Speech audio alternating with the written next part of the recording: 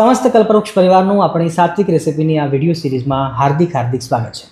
આજે બનાવીશું બધાને ભાવે એવું મંચુરિયન, અને એ પણ હેલ્ધી અને એકદમ ઓઇલ ફ્રી. તમને એમ થશે કે સ્વામી, એક તો મંચુરિયન અને એ પણ પાછું સાત્વિક રેસિપીમાં, અને એ પણ પાછું ઓઇલ ફ્રી, અને એ પણ પાછું હેલ્ધી. સ્વામી, એમાં કંઈ સમજ ના પડે. હા, ગભરાશો નહીં, આ બધું જ પોસિબલ છે. બસ વિડીયોમાં છેક સુધી જોડાયેલા રહેજો. વચ્ચે બધું જ વિસ્તારથી હું સમજાવતો જઈશ. પણ અત્યારે શરૂઆત કરીએ મંચુરિયન બનાવવાની. હા, ઊભા રહો. તમને એમ થશે કે સ્વામી, મંચુરિયન બનાવતા જ શીખવાડવું તું, તો પછી હોટેલ કરવી હતી ને, આ સાધુ શા માટે થઈ, આ ભગવા શા માટે પહેર્યા? ભક્તો સાંભળો, ખરેખર મંચુરિયન બનાવતા તો બધાને આવડતું હશે, અને અનેક હોટેલોની અંદર કે રેસ્ટોરન્ટની અંદર બનતું હોય છે, અને બધા લોકો ખાતા હોય છે. પણ અત્યારે હું મંચુરિયન શીખવાડવા માટે નથી બેઠો, પણ સાત્વિક રીતે બનાવવાની રીતિભાતી પદ્ધતિ શીખવાડવા માટે બેઠો છું. હા, તમે મારા કરતાં બુદ્ધિશાળી છો. તમને ખબર જ હશે કે બહાર બનતા, હોટેલ કે રેસ્ટોરન્ટમાં બનતા, કે કોઈ પણ નાની મોટી દુકાનોમાં બનતા મંચુરિયન કેવી ખરાબ રીતે બનતા હોય છે, અનહાઇજેનિક રીતે બનતા હોય છે, ગંદી વસ્તુઓ ઉપયોગ કરીને બનતા હોય છે, અને કેવી ચોખ્ખાઈ રાખે છે તો તમને કદાચ ખબર જ હશે. અને ના ખબર હોય તો હવે જે વિડીયો દેખાય છે, વિડીયો પૂરેપૂરો જોજો, પછી આપણે આગળ વધીએ છીએ. રાધે રાધે.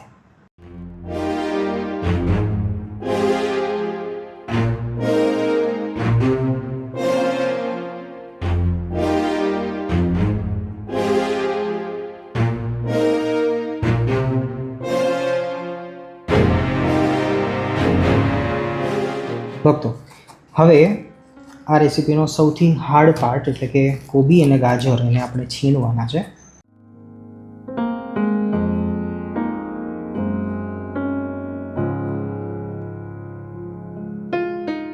ભક્તો, મેં 1.5 કોબી મીડિયમ સાઇઝની છીણી છે, અને હવે એનું પાણી આપણે કાઢવાનું છે. અત્યારે મેં નમક હજી નાખ્યું નથી, પણ આપણે ઝીણું છીણ્યું છે ને એટલે પાણી તો નીકળશે જ તે. જો આપણે જાજી ક્વોન્ટિટીમાં બનાવતા હોય તો પાણી કાઢવાની જરૂર નથી, થોડુંક તો કાઢી નાખું, નકર આપણે લોટ જાજો નાખવો પડશે.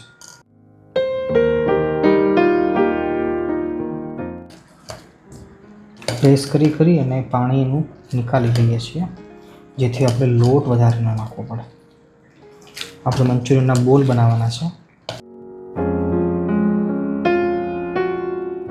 જો આ ટાઈપનું ખુરદુરું થઈ જાય એટલે આપણું કામ થઈ ગયું.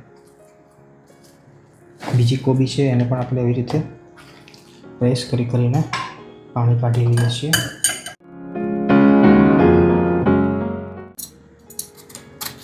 હવે વાત છે ગાજરની.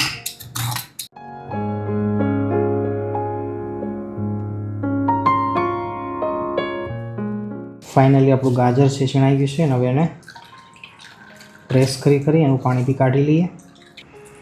પાણી એને પછી ફેંકવાનું નથી, ભૂલતા નહીં.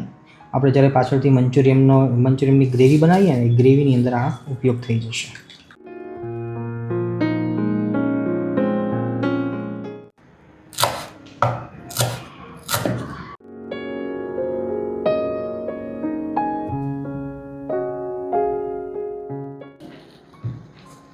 કોથમીર અને મરચાંનું કટિંગ. ચાલો, આપણું એક મોટું કામ પૂરું થયું. ભક્તો, મારા હાથમાં છે કોબી, ગાજર, મરચાં અને કોથમીરનું છીણ. સૌથી મહત્ત્વનો પાર્ટ પૂરો થયો, હાર્ડવર્ક પૂરું થયું. હવે સ્માર્ટ વર્ક ચાલુ થશે. પહેલાં એ સમજી લઈએ કે મંચુરિયન છે, અથવા તો કોઈ પણ રેસીપી છે, એને અલગ અલગ પાર્ટમાં જ્યારે આપણે કટ કરીએ અને સમજવાનો પ્રયત્ન કરીએ તો એ બહુ ઇઝી થઈ જાય, સરળ થઈ જાય. મંચુરિયનમાં પણ એવું જ છે. મંચુરિયનને 2 પાર્ટમાં જો આપણે ડિવાઈડ કરીએ, પહેલો પાર્ટ છે મંચુરિયન બોલ બનાવવા, બીજો પાર્ટ છે મંચુરિયનની ગ્રેવી બનાવવી. તો બોલ બનાવવા માટે કઈ વસ્તુ જોશે? તો કે એના માટે વેજીટેબલનું કટિંગ જોશે, અને સિમ્પલ કે એની અંદર આટા આપણે મિક્સ કરીશું, જેમાં મેંદો નાખીએ કે કોર્નસ્ટાર્ચ નાખીએ. હવે વાત અહીંયા આવે છે, જે સમજવા જેવી વાત છે, દરેકને સમજવી જોઈએ. આજના યુવાનોને અને વડીલોને પણ ખાસ સમજવી જોઈએ કે જે મંચુરિયન ખાવાના શોખીન છે, અથવા તો બહાર વારે વારે અઠવાડિયે, મહિને, 15 દિવસે ખાવા જતા હોય છે. વાત સમજવા જેવી એ છે કે મંચુરિયન એટલું પણ અનહેલ્ધી નથી જો એને પરફેક્ટ રીતથી બનાવવામાં આવે તો. મંચુરિયનમાં સૌથી ખરાબ શું છે ખબર છે? સૌથી ખરાબ મેંદો છે. કારણ કે મેંદાની અંદર ગ્લુટન હોય છે, જે બહુ ચીકણો પદાર્થ છે. આજકાલના સમયમાં ગ્લુટન ફ્રી વસ્તુઓ શા માટે વધારે ખવાય છે? કારણ કે પચવામાં સરળ હોય છે, એમાં ફાઇબર વધારે હોય છે, મેંદામાં ફાઇબર હોતું નથી. તો મંચુરિયનના બોલની અંદર તો વધારે મેંદો નાખવામાં આવે તો એ અનહેલ્ધી થઈ જાય, પચવામાં ભારે થઈ જાય. 1 દિવસે પચે, 2 દિવસે પચે. મારી જવાને જો કોઈને વધારે સહનશક્તિ ના હોય તો 3-4 દિવસે પણ પચે. કહેવાનો તાત્પર્ય છે કે મેંદાને પચાવતા વાર લાગે છે, પણ મંચુરિયન બોલ બનાવતી વખતે વેજીટેબલ વધારે નાખીએ અને જો મેંદો કે કોર્ન સ્ટાર્ચ ઓછો નાખીએ અથવા જરૂર પડે એટલો નાખીએ તો એનાથી હેલ્ધી બીજું શું હોઈ શકે? તો બસ આજે આપણે પ્રયત્ન એ કરીએ છીએ. મેં પહેલાં પણ કહ્યું હતું કે મંચુરિયન બનાવતા બધાને આવડતું હોય છે, પણ સાત્વિક અને હેલ્ધી રીતે બનાવવું એ પણ એક કળા છે, જેનો પ્રયાસ અને પ્રયત્ન આપણે કરી રહ્યા છીએ. આઈ હોપ કે તમને વાત સમજવામાં આવી હશે અથવા તો વાત મારી હાર્ટ સુધી પહોંચી હશે. ચાલો હવે થોડા ઘણા આટા નાખી અને જરૂર પડે એટલો લોટ નાખીએ અને મંચુરિયનના બોલ આપણે બનાવીએ. ભક્તો, આ છીણને 5-1 મિનિટનો ટાઈમ આપશું ને તો પાછું પાણી છોડશે અને ફરીવાર પાછું એકવાર નીચો એવી રીતે આવી કોરમૂર થઈ જાય પછી આપણે જરૂર પૂરતો કંજુસાઈ કરતાં લોટ નાખીશું. અને સૌપ્રથમ નમક નાખીએ છીએ. આપણે નમક નાખ્યું જ નથી એટલે એ પ્રમાણે નાખવાનું. પાછળથી લોટ તૈયાર થયા પછી પણ ચાખીને નાખી શકીએ છીએ. અને સાથે કાળા મરી બહુ સરસ લાગશે, એ નાખજો. આ મારી ચોઈસ પ્રમાણે હું નાખું છું. ટોમેટો સોસ છે એ નાખું છું, એ પણ હેન્ડમેડ છે, હોમમેડ છે. એની રેસીપી શીખવી હોય તો કહેજો. હવે ટામેટાની સિઝન આવે છે તો આપણે અવશ્ય બનાવીશું. હવે નાખીએ છીએ મેંદો અડધો નાખું છું, અડધું બાઉલ. અને ચલાવી દઈએ. મીન્સ કે જેટલો મેંદો આપણે નાખીએ એના કરતાં અડધો આપણે કોર્ન સ્ટાર્ચ નાખવાનો છે. પરફેક્ટ. આ જે બોલનું મિશ્રણ છે એ ઢીલું હોવું જરૂરી નથી, રાઈટ? કડક હોય તો પણ ચાલશે, કારણ કે આપણે સિમ્પલ બોલ જ બનાવવાના છે.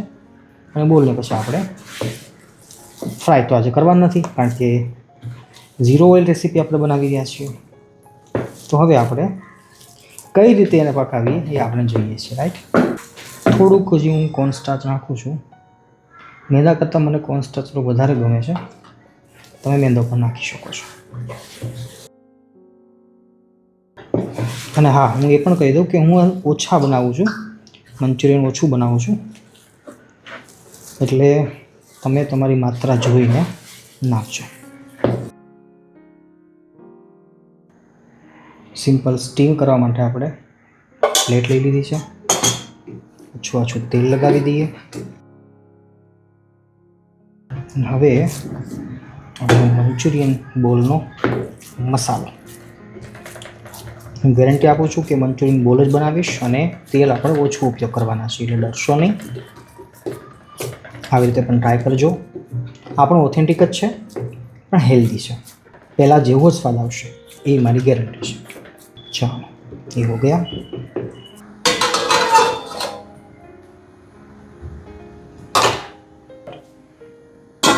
બારથી 15 મિનિટનો ટાઈમ આપણે આપીશું અને ત્યાં સુધીમાં આપણે ગ્રેવી માટે શાકભાજી કટિંગ કરી લઈએ અને સાઈડમાં ગ્રેવીનો વઘાર લઈ લઈએ.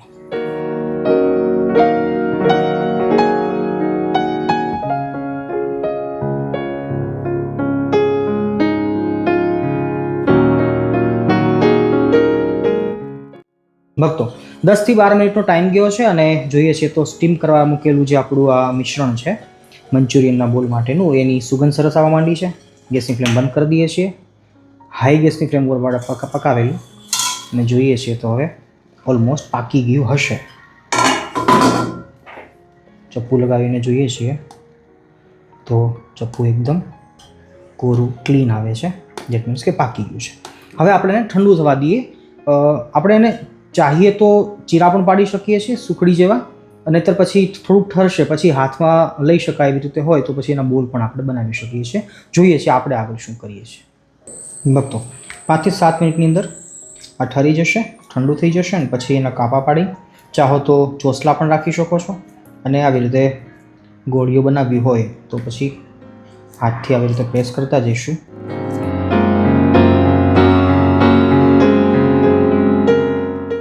ભક્તો, એક જ કડાઈની અંદર આપણે પહેલાં બોલને શેલો ફ્રાય કરી લઈએ. એના માટે ફક્ત 2 જ ચમચી હું તેલ નાખું છું, જાજુ નથી નાખતો. જો 1 and 2 ટેબલ સ્પૂન. ગેસની ફ્લેમ મીડિયમ રાખી તેલ ગરમ થયું છે અને હવે આહિસ્તા આહિસ્તા બોલને આપણે શેલો ફ્રાય કરીએ છીએ. ડરશો નહીં, ગભરાશો નહીં, બોલ પાકી પણ જશે અને ટેસ્ટ એવો ને એવો જ આવશે. કોઈ ચિંતા કરશો નહીં, મારા પર ભરોસો એટલો રાખજો કે સામે ઊંધા વાળા તો નહીં જ ચડાવે. બરાબર?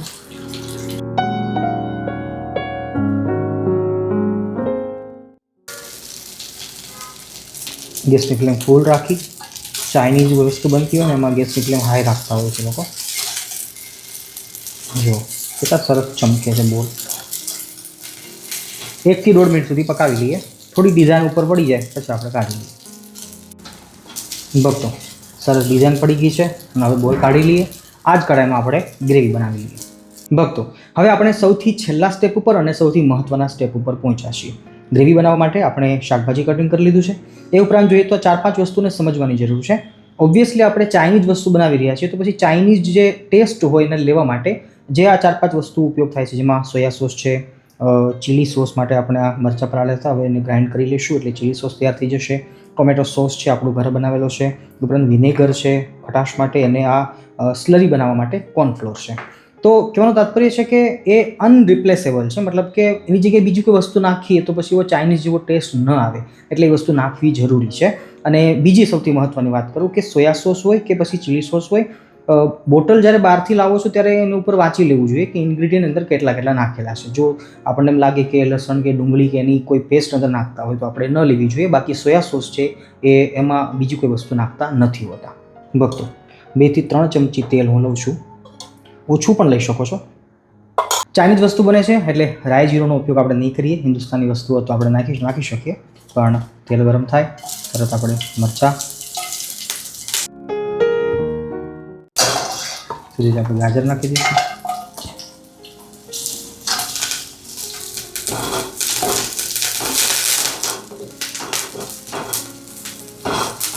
ગેસની ફ્લેમ હાઈ રાખવાની, આપણે સંપૂર્ણ પકાવવાના નથી આને, ફક્ત રોસ્ટ ટાઈપ જ કરવાનું છે. અને ચાઇનીઝ કોઈ પણ વસ્તુ બને ને ગેસ ફાસ્ટ હોય ને એવી રીતે જ બનતી હોય છે. અડધી મિનિટ પછી આપણે કોબી નાખી દઈએ છીએ.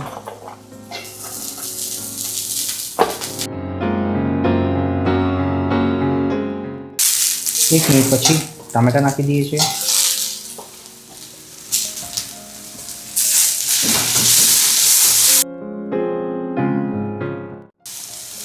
હવે ગેસની ફ્લેમ ધીમી કરી એકદમ, અને આને પાકવા દઈએ અને આ બાજુ આપણે સ્લરી બનાવી લઈએ કોર્નફ્લોરની.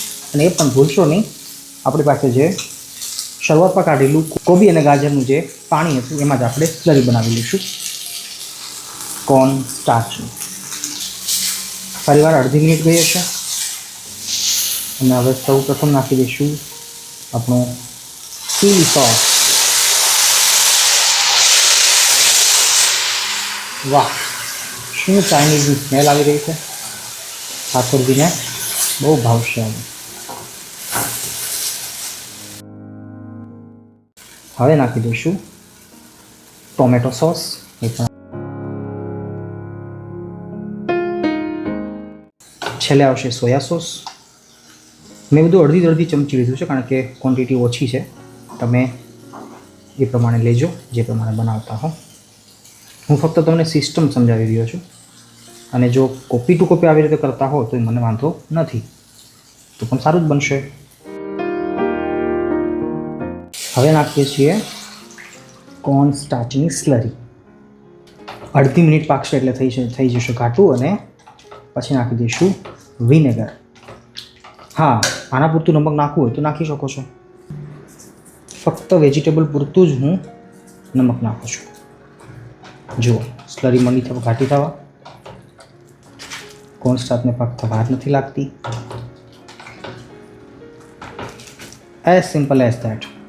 એટલું બધું કંઈ બહુ કઠણ પણ નથી. ઘરે બનાવો તો ઇઝીલી બની જતું હોય છે. તમે પણ અવશ્ય ટ્રાય કરજો, ઠાકોરજીને ધરાવજો. 15 દિવસે મહિને દિવસે બનાવી શકો છો. સ્લરી થઈ ગઈ છે ઘાટી. હવે નાખીએ છીએ વિનેગર.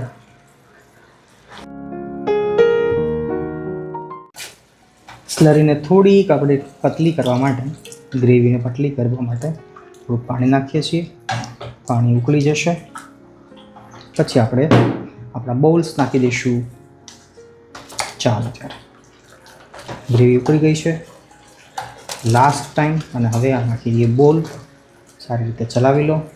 અડધી મિનિટનો ટાઈમ આપીશું એટલે બોલ છે પાણી રસો ચૂસી લેશે.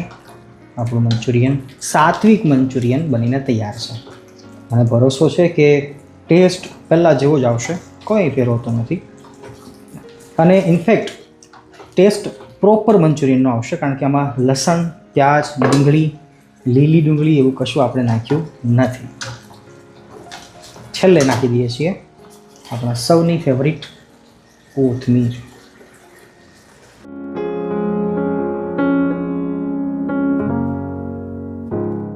ભક્તો, મને ખ્યાલ છે કે ઘણા લોકો ગાળો દેશે કે સ્વામી મંચુરિયનની અંદર લસણ હોય, ડુંગળી હોય, લીલી ડુંગળી હોય અને એ બધા વગર મંચુરિયન થોડું કહેવાય.